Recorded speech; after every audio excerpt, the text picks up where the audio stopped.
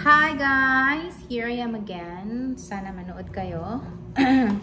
Today guys, isi-share ko sa inyo kung ano yung regalo na binibili ko for myself. Actually, nabili ko to during December, during my 13th month pay. Nabili ko siya, but supposedly, i-unbox ko sana siya on my birthday on March. Kaso nga lang, hindi na ako makahintay. No? So, first thing na nabili ko, kasi hindi ako bumibili talaga ng relo para sa sarili ko. Kasi yung mga relo ko before ay bigay ng mga taong nagbibigay halaga ng buhay ko sa buhay nila. O diba bungga? Kaso nga lang, nung last time na yung last relo na binigay ng tao na yon ay nawala sa akin. Hindi ko alam kung nawala siya nung nagpanic na kami doon sa hospital when my father was brought to ICU. Kasi ang last memory ko talaga guys, I put it in the parang may table doon sa room namin sa hospital. Tapos nagpanic na kami noon, napapunta ng ICU. Hindi ko na mahagilap, kaya pumili ako ng watch for myself. So yeah. Sorry sa tao na nagbigay doon sa akin. I know it's mahalaga. Mahalaga yun. Kasi that shows, that determines how that person value my presence in their lives, in his life, in their lives.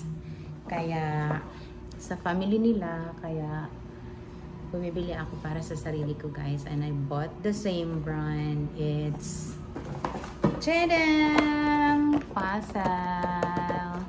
So yeah, I bought Fossil watch. So yes, paid. Ayan, natin. Yarn. Diba? Sobrang girly-girly. Ang ganyan ng kanyang detail. Ang cute. Nagagandahan ako sa detail niya. Kaya ito yung binili ko. It's very, timely. Kasi nung bumili ako nito in December, yung store ay may pa-sale sila ng 20%. O, diba? O, meron pa siyang guys. May plastic. Hindi na natin kukunin yung plastic. So, yeah. This is it. Fossil watch. Ayun. Ito. So, ito natin. Diba? It's very girly thing. It's the first time that I bought watch for myself. Kasi before, puro bigay. As in guys, puro bigay talaga. I'm very blessed as a person. Kasi madami nabibigay sa akin ng regalo before ma-watch. Pati ng mga kapatid ko, kasama na sila sa mga binibigyan ng regalo. O, diba? Tapos next, of course, matagal na din ako hindi nakabili ng footwear. Kaya, bumili din ako ng sandal from Charles & Keith. So, yan. Tingnan natin ang laman ng box. Tadang! Ayun. Oh. Kasi mahilig ako sa ganitong kulay. Tsaka mahilig ako sa heel. Kasi parang ang sarap maglakad, diba, na naka-heel. So, yan. Tadang! Binili ko ito December. Pang birthday ko na sana. Pero, unbox na natin, guys. Susuot lang natin ang birthday ko. Susuotin ko ito on my birthday. Yeah, this is it. This is Charles & Keith sandal. Size 7 ako. So, yan na muna. Mamaya na natin ito suotin. Mamaya na natin sa sisirain. Mamaya na natin kukunin yung niya.